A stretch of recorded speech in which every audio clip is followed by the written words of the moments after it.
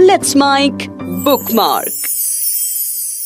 आप सुन रहे हैं लेट्स माइक और आज हम बात करेंगे एक ऐसी भाषा की जिसको बोलने वाले लोग भले ही कम हैं लेकिन उतने ही महत्वपूर्ण, जैसे अबीदा परवीन, अताउल्लाह खां, सतीश धवन और गोपी चंद नारंग। मुर्शिद मैं जल रहा हूँ हवाएं ना दीजिए, मुर्शिद अजाला कीजिए दुआएं ना दीजिए, मुर्शिद खामोश रह के परेशान ना कीजिए, मुर्शिद मैं रोना रोते हुए अंधा हो गया और आप हैं कि आपको एहसास तक नहीं। सब्र कीजिए, सब्र का फल मीठा होता है, मुर्शिद में भौंक दो हाँ जो कई शे भी नहीं बची। मुर्शिद में भौंक दो हाँ जो कई शे भी नहीं बची, मुर्शिद वहाँ यजीदियत आगे निकल गई और पारसा नमाज के पीछे पड़े रहे।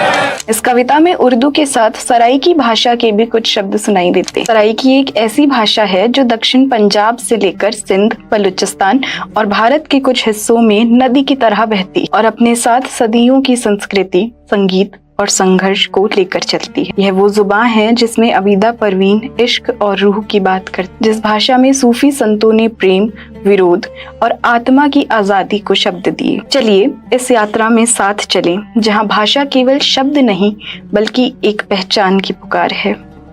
भारत और पाकिस्तान न केवल कॉलोनियलिज्म के शिकार रहे हैं बल्कि पार्टीशन की पीड़ा भी दोनों देशों ने साथ में झेली है। इन दोनों देशों की संस्कृति एक दूसरे पर प्रभाव डालती है। दोनों देशों में लिंग्विस्टिक और कल्चरल माइनॉरिटीज मौजूद हैं। सराइकी लोग भी भारत और पाकिस्तान में ऐसी ही एक माइनॉरिटी का हिस्सा हैं। पाकिस्तान के संविधान निर्माण में देरी और कमजोर प्रशासन के कारण कई माइनॉरिटीज, जिनमें से एक सराइकी भी थी, हाशिए पर रह गई। आइए जानते हैं कि सराइकी कौन है और वे कहां से आए हैं। सराइकी शब्द ने भी अपने लोगों के साथ एक लंबी यात्रा तय की है। ऐसा माना जाता है कि यह नाम महाभारत के एक प्राचीन राज्य सौवीर से लिया गया है जो आगे चल के सराइकी बन गया।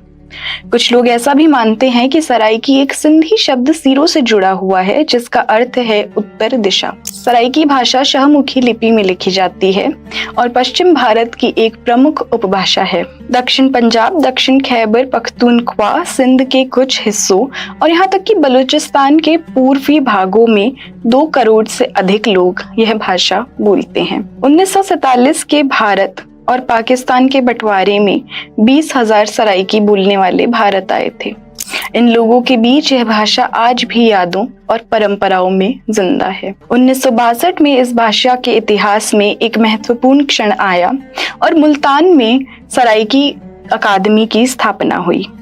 इसमें विभिन्न उपभाषाओं को सराइकी नाम के अंतर्गत एकजुट किया और उन्हें संस्थागत पहचान भी दी। आज बहावलपुर की इस्लामिया यूनिवर्सिटी और बहाउद्दीन जकारिया यूनिवर्सिटी में सराइकी पढ़ाई जाती है। मगर सराइकी क्षेत्र जो आज दक्षिण पंजाब में है, हमेशा से पंजाब का हिस्सा नहीं था। अक्सर स्थानीय लोगों की सहमति के बिना पहले राजा रंजीत सिंह द्वारा और उनके बाद ब्रिटिश राज में इस क्षेत्र को सिंध, NWFP और पंजाब के बीच बार बार बांटा गया। बार बार हुए बंटवारे और ब्रिटिश राज में मुस्लिम पंजाबी जमींदारों को संरक्षण मिलने के कारण सराइकी जैसी अन्य कई माइनॉरिटी जातियों को अलगाववाद झेलना पड़ा। राजनीति की बात करें तो सराइकी भाषा को अब धीरे धीरे राज्य स्तर पर भी मान्यता मिलने लगी है। पाकिस्तान के पूर्व प्रधानमंत्री मोहम्मद शहबाज शरीफ ने कई मौकों पर सराइकी भाषा में भाषण दिए। उनके सराइकी PM के रूप में पहचाने जाने की एक वजह यह भी थी कि वह सराइकी बोलकर इस क्षेत्र की सांस्कृतिक गरिमा को सार्वजनिक मंचों पर सम्मान देते थे। इससे न केवल भाषा को पहचान मिली बल्कि यह भी संदेश गया कि यह सिर्फ एक बोलचाल की जुबान नहीं बल्कि एक मजबूत सांस्कृतिक और राजनीतिक पहचान भी है। सराइकी संस्कृति का दिल कविता, सूफी मत और लोक संगीत में धड़कता है। इसकी जड़ें गहरी हैं और अक्सर दरगाहों व संतों तक जाती हैं। हजरत बहाउद्दीन जकारिया, शाह रुकन आलम और सखी सरवर के उपदेश आज भी सराइकी आत्मा में जीवित हैं और प्रेम, विनम्रता और प्रतिरोध की बात करते हैं। सराइकी साहित्य में वो आवाजें हैं जो रेगिस्तान और खेतों में गूंजती हैं।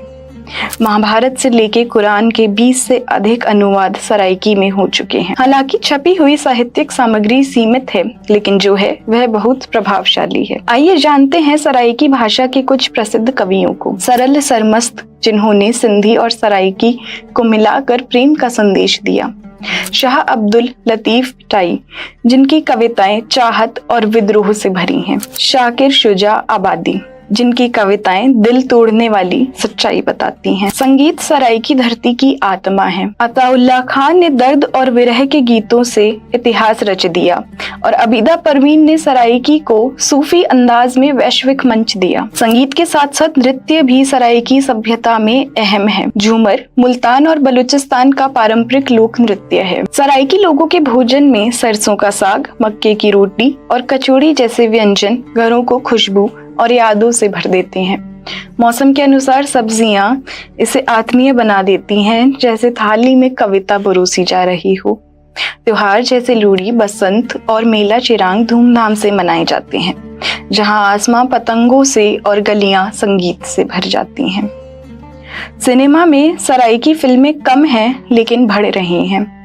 लोक कथाएं और ग्रामीण प्रेम कहानियां क्षेत्रीय रंगमंच और स्थानीय निर्माणों में प्रमुख हैं, जो धीरे धीरे हिंदुस्तान और पाकिस्तान के एंटरटेनमेंट वर्ल्ड में भी जगह बना रही हैं। अब हम बात करते हैं भारत में सराइकी विरासत की। जैसा कि हमने पहले देखा कि 1947 के पार्टीशन के दौरान करीब 20,000 सराइकी भाषी लोग भारत आए थे।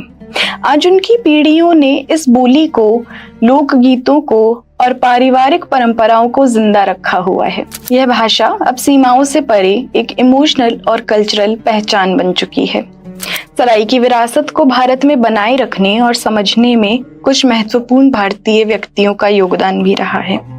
सतीश धवन, जो इसरो के पूर्व अध्यक्ष और भारत के प्रमुख अंतरिक्ष वैज्ञानिकों में से एक थे, उनका जन्म शोरकोट में हुआ था। यह इलाका आज पाकिस्तान में है और गहराई से सराइकी संस्कृति से जुड़ा हुआ है। इसी तरह उर्दू और भाषा विज्ञान के जाने माने आलोचक और पद्म भूषण से सम्मानित लेखक गोपी चंद नारंग का जन्म दुकी बलूचिस्तान में हुआ था, जहां सराइकी बोली जाती है। उन्होंने उत्तर पश्चिमी भारत और पाकिस्तान की भाषाई विविधता को अपनी रचनाओं और आलोचनाओं में न केवल समझा, बल्कि गहराई से उनका विश्लेषण भी किया। उनकी लेखनी में सराइकी और सीमांत भाषाओं की छाया स्पष्ट रूप से दिखाई देती है। भारत में सराइकी पहचान अब सिर्फ भाषा नहीं है, बल्कि एक संवेदनशील स्मृति है, जो जड़ों की तलाश, इतिहास की था और कल्चरल यूनिटी का हिस्सा बन चुकी है। इतनी गहरी विरासत के बावजूद सराइकी संस्कृति के मिटने का खतरा बना हुआ है।